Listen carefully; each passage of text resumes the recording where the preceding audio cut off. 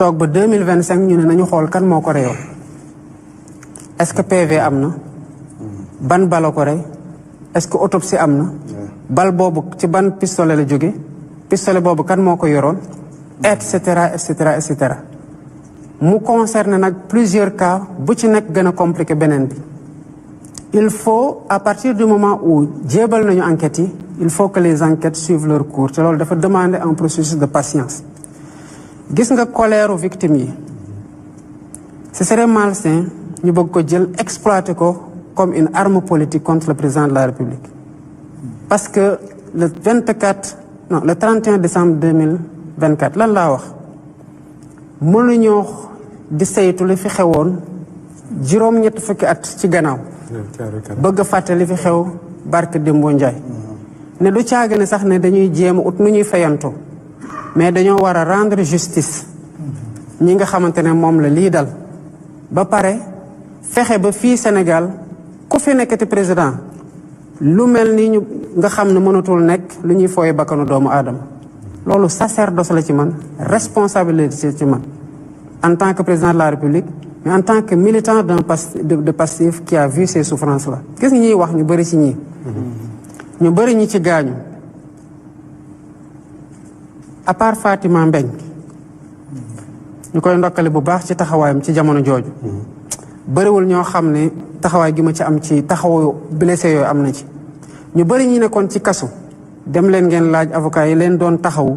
kan moo constitué woon le pool des avocats di ko surveiller dina demal ma Diourbel demal ma Tambacounda demal ma Sédhiou demal ma Ziguinchor demal ma Kolda demal ma Saint-Louis loolu yëpp maa ko doon def ñi wax ne yëpp ils l'ont pas fait c'est moi qui l'ai fait kon je tiens à la justice mais justice bi taxoon ñooñu di xeex ba loolu dal leen ci justice bi taxoon may dénoncer di wax ba dem ci kaso idéal de justice boobu mooy justice buy garantir le respect de la présomption d'innocence à chaque Sénégalais mooy justice buy garantir le procès équitable à chaque Sénégalais mooy justice buy garantir le respect des droits de la défense à chaque Sénégalais bu ñu paraxee enquête yi pour répondre à cette clameur dañu am des dossiers solides te tamit bu boobaa kuñ ci jàpp duñu la mën a teg tuuma goo xamante ne teg nañ ko lu leer te waruñu tamit en voulant rendre la justice à des victimes ñu tooñ d'autres personnes qui sont innocentes parce qu'il faut juste donner des têtes que le peuple réclame loolu sama responsabilité la et je l'entends assumer pleinement bañu ma ku ma mere ci su ma nekkee ci yoonu dëgg man li gën a bon mooy nga nekk di xeex dara ba lu ne fekk la ci nga toog foo ko war a saafara yow nga nekk di wéyalaat loolu et cette justice elle restera indépendante elle va trancher en toute sérénité les enquêtes seront menées en toute rigueur et en toute sérénité ba keroog ñi koy enquête nga xam te ils sont venus des années après di mettre petit à petit les pièces des puzzles bu ñu waxee ne Moustapha laale nga ci boo demee ci kanamu attekat bi qui n'est pas là qui aura une victime un procureur qui poursuit qui aura un prévenu avec ses avocats qui le défendent muy déglu ku ne ci phase instruction état mën na am doole parce qu'il suffit de viser certaines dispositions pour que le mandat de dépôt soit obligatoire mais ci kanamu attekat ay preuves yu solides ñooy tax nga condamné nit te loolu parfois yàkkamte ak parax ak bëgg a répondre à ça mooy tax duñ ko mën a mate ci loolu ñu wax Pape Alé ci wàllu excellence li ngeen doon sikkee ce prédécesseur président Sall le manque d'un bilan immatériel xam naa mooy bi mu commencé génne point yeeg yooyu rek ngeen gis ne réalisation yaa ngi bari ngeen ne woy naam TER bi gaaw na bu fi TER bi nekkuloon barki démb ñu dee ak grève transporteurs yi BRT bi également ngeen ne amul bilan immatériel pour ñi déglu mën a xam luy bilan immatériel xeetu genre liggéeyul ci démocratie bi dafa xoj liberté yi et cetera tëjaate gi dafa bari. mais ces temps dernier gis nañu monsieur le président de la République arrestation yu bari surtout par rapport à la liberté d'expression waaw lu ne ñu xor njaay rek ñu woolu nit mbaa ñu tëj nit ay chroniqueur léeg-léeg sax ñu daal di génne lu bees dañoo songu un premier ministre wala kilifa gu yor cëru président et cetera bu lii dakkul est-ce que yaakaar nga ni vous ferez mieux que le président Sall par rapport au bilan immatériel. gis nga mbirum yoon nu mu metti sànq da nga ne bu lii daggul parce que ñu ngi libéré ay nit léegi bu lii daggul la parce que ñu ngi jàpp ay nit c'est noonu la yoon métti te noonu la yoon mel. En réalité bilan immatériel bi d'abord man nanguwuma ñu yemale ko rek ci woo nañu nit. boo xoolee ñu bari lu ñu leen doon yóbboo kaso di leen mandat de dépôt lu ci ëpp ay délit d'opinion la doon nag fii nag yàggul am nañu koo xam ne emojis rek la posté ñu def ko mandat de dépôt kon wax dëgg yàlla def ko instruction c'est sans commune mesure côté justice loolu Sénégal yëpp mën nañ ko seede mais comme je disais tout à l'heure bilan immatériel bi tamit c'est la gouvernance la transparence les réformes consolidantes soo yi ñuy def qualitativement sur la démocratie le jeu électoral loolu yëpp la sur la justice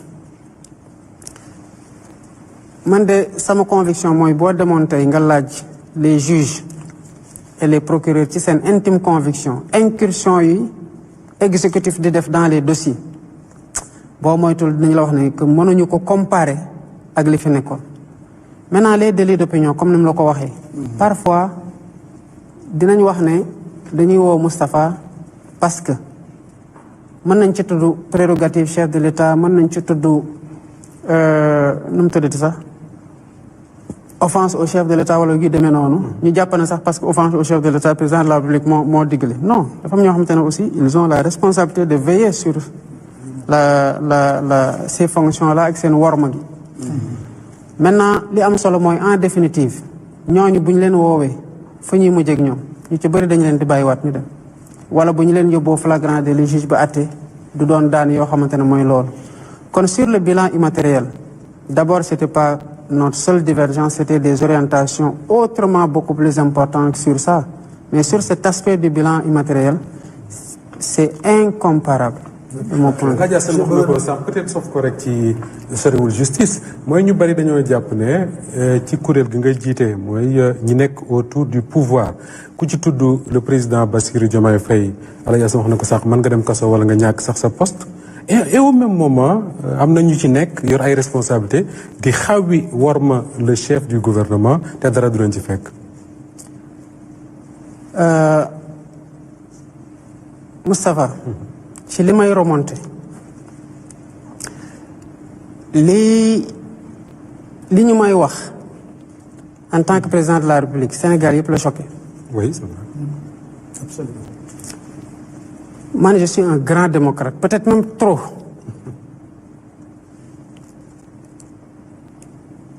ci li ngay wax ni ban président nga mos a gis mu nekk dans un régime avec un premier ministre mu nekk dans une perspective de conquête du même pouvoir ci premier mandat bi à la fin te ñu continuer cohabiter di liggéey mos nga ko gis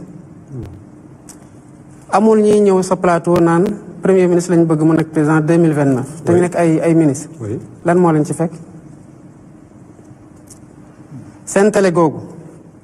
li may remonté yépp lu bëri ci liñ may wax seen télé googu lañ koy waxe est-ce que ba tey dégg nga ñu naan kooku dala non kon comparer lu comparable c'est pas comparable am na ñu fi jële parce que effectivement ils ont attaqué nañu le chef du gouvernement am na ñoo xamante ne jële nañ ko fi te koo gis mu laale ci man ñu dindi ko li ci ëpp mooy la persistance te persistance boobu mooy wax waa ji bu commencé teg benn jéegu nga noppi ñaari jéegu lay teg bii yoon noo bëgg jàmm ci biir réew mi noo bëgg dal ci biir réew mi noo bëgg sérénité man dafa am man li ma moom en tant que Bassirou Diomaye Faye am loo xamante ne moom ma ko loolu fonction bi la te en réalité je suis un homme de paix bëgg jàmm bu ëpp sax moo tax boo moytul loolu mën na am lu mu jur ci lu gënul kon loolu du lu ñuy comparer benn yoon c'est pas du tout comparable mën ngaa bëgg jàmm mais il faut ngay défendre institution yi quand même. C'est nécessaire. Vous avez l'obligation de défendre l'institution qui est la présidence, qui est le président. C'est nécessaire parce que moom moo ko. te j'y vais avec beaucoup de pédagogie, beaucoup de patience, ak beaucoup de calme. Ok. Monsieur le Président, bëgg naa aussi ñu dellu si waat ci relation presse ak pouvoir parce que dernier rapport Reporters sans frontières